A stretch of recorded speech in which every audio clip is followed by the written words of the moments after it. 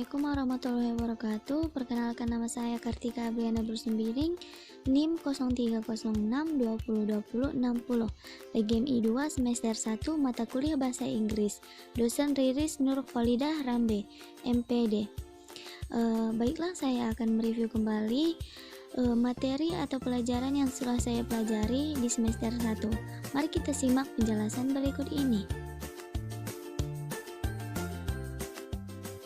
Pronoun adalah kata yang digunakan untuk menggantikan noun, kata benda yang dapat berupa orang, benda, hewan, tempat, atau konsep abstrak. Pronoun yang merupakan satu dari 8 part of speech ini dapat dibedakan menjadi personal pronoun sebagai berikut.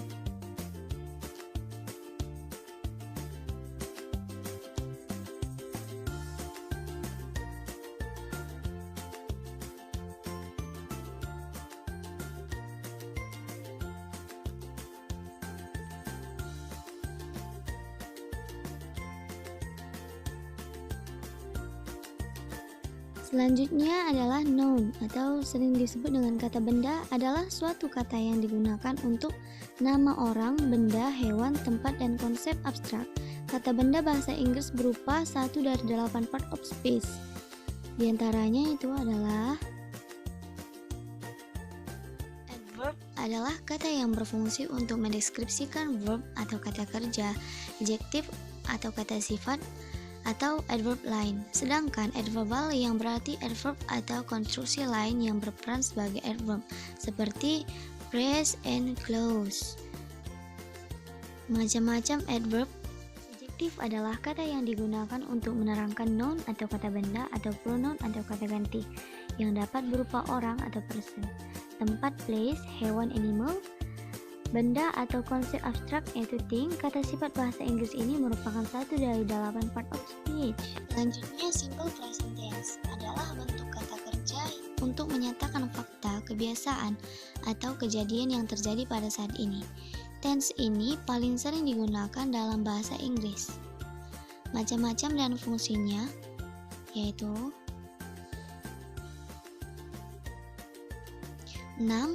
Simple past tense adalah suatu bentuk kata kerja sederhana untuk menunjukkan bahwa suatu kejadian terjadi di masa lampau.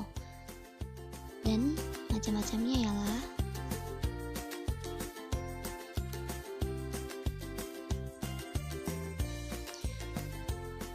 fungsinya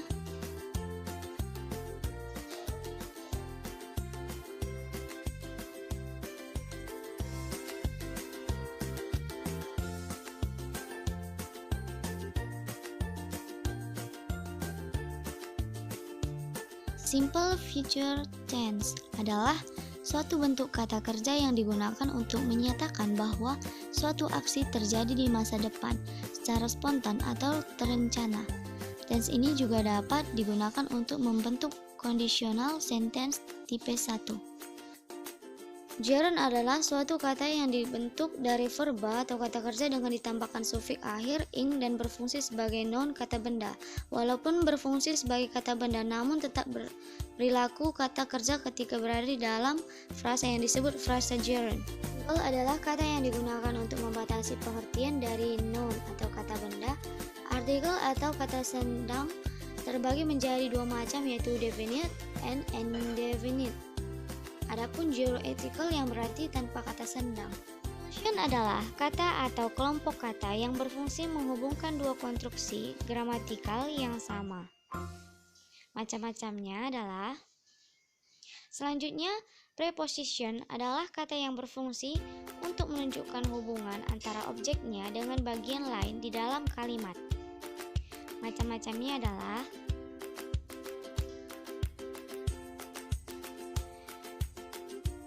selanjutnya, present perfect tense adalah suatu bentuk kata kerja yang digunakan untuk menyatakan suatu aksi atau situasi yang telah dimulai di masa lalu dan masa ada sampai sekarang, atau telah selesai pada suatu titik waktu tertentu di masa lalu namun efeknya masih ada. Fungsinya